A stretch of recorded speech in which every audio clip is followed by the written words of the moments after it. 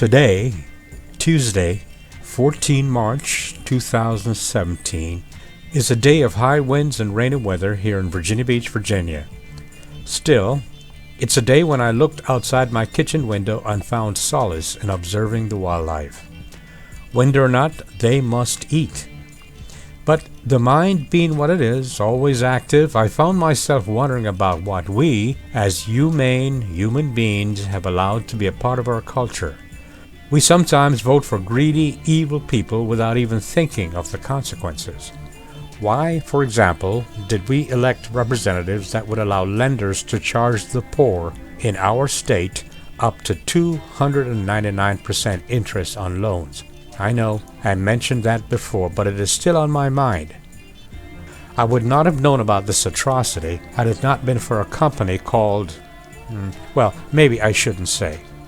Another thing that bothers me is the horrible practice of charging taxes on food, on your groceries, on food that you must eat. For example, a 7% tax on food may not be much if you make $100,000 a year, but paying $7 for every $100 spent on food is a lot for someone making $240 a week. My biggest gripe is the idea of health care. The question is health care a right or a privilege? If it is a right, then why not have universal health care for all? If it is considered a privilege affordable only to the wealthy, then why not just say it rather than playing games? I think it is a right and everyone should have access to universal health care. Free. Well, almost free. My cousin mused out loud the other day, if health care was free, why then would one become a medical doctor? I reminded her that not all medical doctors became medical doctors for the money they can make. My cousin Peter, for example, was a medical doctor who devoted his practice and his time to helping the poor and those who could not afford it. Peter was such an amazing, generous, and wonderful human being. I think about him often. Many people fail to understand how a universal health system really works. In one country, a voluntary visit to the doctor costs the equivalent of $19 US.